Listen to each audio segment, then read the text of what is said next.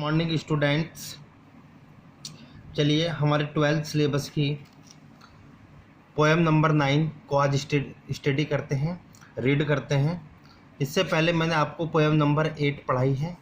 आज हमारी poem number 9 है, जिसका टाइटल है stopping by words on A snowy evening, composed by Robert Frost. Robert Frost was born 1875 and he was died 1963। देखिए, Robert Frost जो है एक अमेरिकन पोएट है। अगर इनकी बात की जाए तो जिनका जन्म 1875 में हुआ था और इनकी मृत्यु 1963 यानी कि 1963 में हुई थी। ये रॉबर्ट फ्रॉस्ट की पोएम में सबसे इम्पोर्टेंट और सबसे फेमस पोएम है, ठीक है।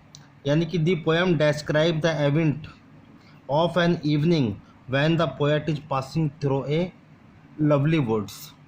अगर इस पोएम की हम बात करें, यानी कि पोएट एक शाम एक जंगल की ओर से गुजर रहे हैं जहाँ पर बर्फ़ पड़ रही है, और उसके आकर्षण को देखकर अचानक जो पोएट है वो रुक जाते हैं, जो कि अपने घोड़े पर सवार हैं, और उसके आकर्षण में खो जाते हैं। इस पोएम को आगे रीड करेंगे स्टैंजा बाय स्टैंजा। इस पोएम के बारे में मैं आपको एक बात और बता दूं स्टूडेंट्स, कि ये जो पोएम है काफ़ी फेमस पोएम है। और इस पोएम की अगर बात की जाए तो जो भारत के फर्स्ट प्राइम मिनिस्टर हुए हैं पंडित जवाहरलाल नेहरू, उनको बहुत ही प्रिय थी ये पोएम। वो बहुत लाइक करते थे इस पोएम को, और यही कारण था कि जिस time first prime minister Pandit Jawaharlal Nehru की मृत्यु हुई थी सुबह के समय, तो उनकी टेबल पर इस पोएम की लास्ट स्टैंजा की 4 लाइन लिखी हुई मिली थी, जो मैं आगे आपको रीड कराऊंगा, पढ़ाऊंगा। चलिए इस पोएम को हम स्टैंजा बाय स्टैंजा रीड करते हैं। चलिए स्टूडेंट्स, देखिए इस पोएम की अगर हम बात की जाए तो इसका भावार्थ थोड़ा डिफरेंट है, अलग है। उसे थोड़ा सा समझने का प्रयास करें, ठीक है। मैं साथ साथ इसके भाव को भी आपको समझाता चलूँगा। देखिए, वुड्स का मतलब होता है फॉरेस्ट, जंगल। आपको नाउन पढ़ाई गई थी, नाउन में आपने देखा था वुड माने क्या होता है, लकड़ी। लेकिन जैसे इस वुड को हम अनकाउंटेबल नाउन को प्लूरल बनाते हैं तो चेंज द मीनिंग, उसका मीनिंग चेंज हो जाता है। इसलिए इस वुड्स का अर्थ यहाँ पर क्या हुआ, यानी कि फॉरेस्ट, जंगल।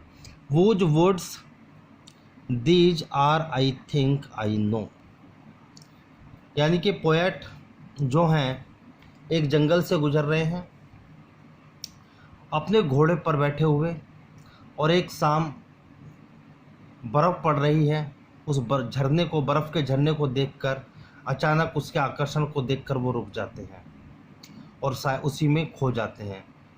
देखिए, अगर घोड़े की बात की जाए, हॉर्स की बात की जाए, तो वो एक आत्मा का प्रतीक है इस पोएम में, यानी कि घोड़े को आत्मा का प्रतीक माना गया है। Was words these are I think I no, मैं सोचता हूँ, मैं जानता हूँ कि आखिर ये जंगल किसके हैं। ये आखिर जंगल किसके हैं, इन सुंदर जंगलों का आखिर मालिक कौन है।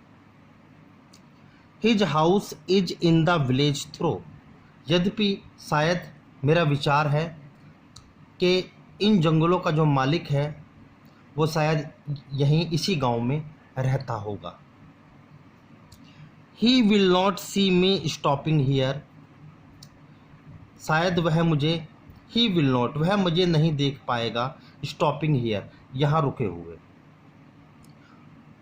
To watch his woods fill up with snow, यानी कि ये जंगल पूरी तरीके से बर्फ़ से ढके हुए हैं। ये घने जंगल हैं जो पूरी तरफ से बर्फ़ से ढके हुए हैं। ये 4 लाइन को मैं दोबारा रीड करा रहा हूँ, बड़े ध्यान से समझें। मैंने आपसे पहले ही कहा, यानी कि जो पार्थिक है, जो पोएट हैं, वो एक घोड़े पर सवार होकर एक जंगल की ओर से गुजर रहे हैं। अचानक गिरती हुई बर्फ़ को देखकर उनका, यानी कि अपने घोड़े को रोक लेते हैं और उसके आकर्षण में खो जाते हैं, उस घने जंगल में खो जाते हैं। तो यहाँ पर बताने का प्रयास किया है कि वुज वुड्स, आखिर ये जंगल किसके हैं जिनके बारे में मैं सोचता हूँ और जानता हूँ। His house is the village though, शायद इन जंगलों का जो मालिक है उसका घर यहीं कहीं इसी गांव में है। ही विल नॉट सी मी, शायद वह मुझे देख नहीं पाएगा यहाँ रुके हुए। To watch his woods fill up with snow, यानी कि ध्यान से अगर देखो तो यानी कि ये जो जंगल हैं बिल्कुल बर्फ़ से ढके हुए हैं। Next stanza number 2। My little horse must think it queer to stop without a farmhouse near. मेरा लिटिल हॉर्स यानी कि मेरा छोटा घोड़ा जिस पर मैं सवार था, मेरा छोटा घोड़ा यानी कि एक विचित्र तरीके से विचार करता होगा कि शायद मेरा मालिक मुझे किसी फार्म हाउस के नज़दीक रोक देता। यानी कि जिस आकर्षण को देखकर पोएट खो चुके हैं, लेकिन उनके घोड़े को जो लिटिल हॉर्स है उसे उनसे कोई लेना देना नहीं है। उस ब्यूटीफुल सीन से जिसे वो देख रहे हैं उनसे कोई लेना देना नहीं है। वो तो बस यही विचार कर रहे हैं कि शायद मेरा मालिक गलती पर है। एक विचित्र सोचता है घोड़ा, विचित्र रूप से सोचता है और सोचता है कि शायद यहाँ आसपास कहीं फार्म हाउस होता जहाँ मेरा मालिक मुझे रोक देता। Between the woods and frozen lake the darkest evening of the year. लेकिन उन्होंने घोड़े को कहाँ रोका, यानी कि घने जंगलों में, जहाँ पर फ्रोजन लेक, जहाँ पर बर्फ़ की परतें छोटे छोटे रूप में गिर रही हैं, यानी कि जहाँ पर जो इस साल की सबसे अंधकार डार्कनेस इवनिंग है, यानी कि अंधेरी शाम है, इस साल की सबसे अंधेरी शाम है।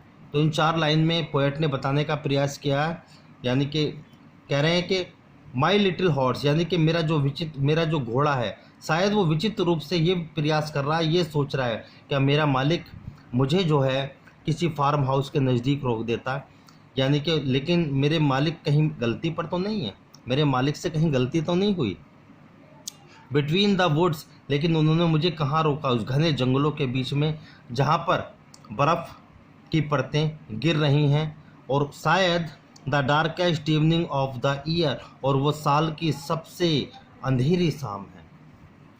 देखिए यहाँ पर जो घोड़ा है, हॉर्स, अगर इस पोएम की बात की जाए तो यह आत्मा का प्रतीक है।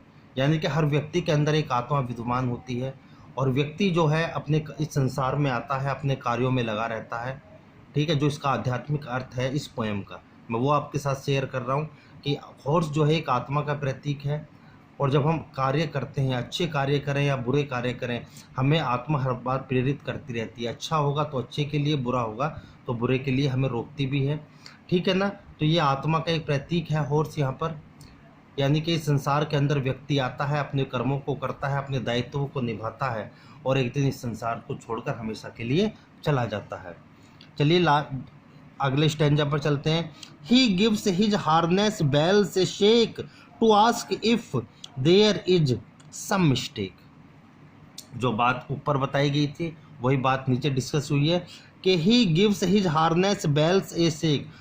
घोड़ा जो है जिसके गले में कुछ घंटियां बंधी होती हैं, वो अपने गर्दन को हिलाकर इशारा कर रहा है, घंटियों को बजा रहा है, और कह रहा है to ask if there is some mistake, कि शायद मेरा मालिक गलती पर है, कुछ गलतियों पर है, जो उसने मुझे इस ठंडी शाम में यहाँ पर रोक दिया। शायद मेरा मालिक गलती पर है। चलिए आगे की lines. The only other sounds the sweep of easy wind and downy flake. देखिए, the only other sounds the sweep, यानी कि घोड़ा जो लिटिल हॉर्स है वो अपनी घंटी बजाकर संकेत दे रहा है अपने मालिक को कि शायद मेरे मालिक गलती पर है और उन्होंने यहाँ रोककर गलती की है। उस घंटी की आवाज़ के अलावा और बिल्कुल सुनसान जंगल है, कोई और आवाज़ नहीं है। शायद है तो बस इजी विंड, हल्की हल्की हवा, ठीक है, और हल्की हल्की बर्फ़ का झरना जो ऊपर से नीचे की तरफ गिर रहा है, धीरे धीरे ठंडी ठंडी हवा में बह रहा है, वो है, या फिर घोड़े की गले में बंधी हुई कुछ घंटियाँ जो अपने मालिक को इंडिकेट कर रही हैं, इशारा कर रही हैं कि शायद मेरा मालिक गलती पर है।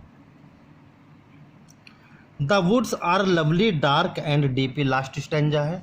द वुड्स आर लवली, शायद ये जंगल, यानी कि ये जो जंगल है, द वुड्स आर लवली, बहुत ही प्यारे हैं, बहुत ही सुंदर हैं, डार्क हैं यानी कि डीप हैं, बहुत गहरे हैं और डार्क हैं।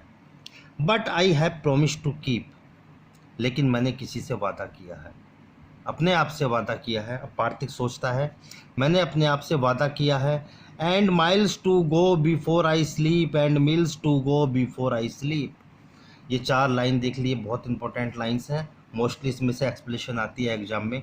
और ये वही 4 लाइन हैं जिस समय पंडित जवाहरलाल नेहरू की जब मृत्यु हुई थी तो उनकी टेबल पर यही 4 लाइन एक कागज़ पर लिखी हुई मिली थी, यानी कि ठीक है। And miles to go before I sleep, मुझे सोने से पहले कई मीलों की यात्रा करनी है, मुझे विश्राम करने से पहले, निद्रा में जाने से पहले, सोने से पहले बहुत लंबी यात्रा करनी है, कई मीलों की यात्रा करनी है। बात समझ में आई? यानी कि ये जंगल बहुत ही प्यारे हैं, डार्क हैं और डीप हैं, लेकिन मैंने किसी से वादा किया है कि मुझे सोने से पहले बहुत लंबी यात्रा करनी है, कई मील्स ये लंबी यात्रा करनी है, मुझे सोने से पहले बहुत लंबी यात्रा करनी है, कई मील्स की यात्रा करनी है। देखिए स्टूडेंट्स, मैं इसका भाव समझा देता हूँ। मैंने आपको शुरू में कहा था कि यहाँ पर जो हॉर्स है वो एक आत्मा का प्रतीक है। यहाँ पर पोएट कहना चाह रहा है कि हम सब इस संसार के अंदर एक जर्नी पर हैं, यानी कि लाइफ एक जर्नी होती है। हम सब इस संसार के अंदर जन्म लेते हैं, ये शरीर नश्वर होता है, मरने के बाद शरीर धरती पर रहता है, लेकिन आत्मा हमेशा अजर होती है, अमर होती है। ठीक है, शायद ये घोड़ा जो है उस आत्मा का ही प्रतीक है। हम सभी संसार के अंदर आते हैं, अपने दायित्व को निभाते हैं, अपने कामों को निभाते हैं।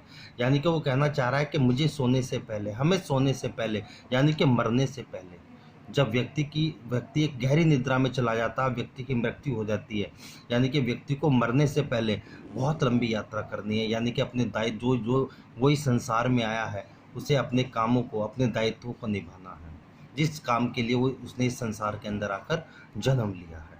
तो ये खूबसूरत पोएम की रॉबर्ट फ्रॉस्ट की, आशा करता हूँ कि आप लोगों के समझ में आई होगी। ठीक है, और आप लोग मेरे चैनल को सब्सक्राइब कर दिया करें, मेरी वीडियो को ज़्यादा से ज़्यादा शेयर करें और लाइक करें। ठीक है, थैंक यू स्टूडेंट्स।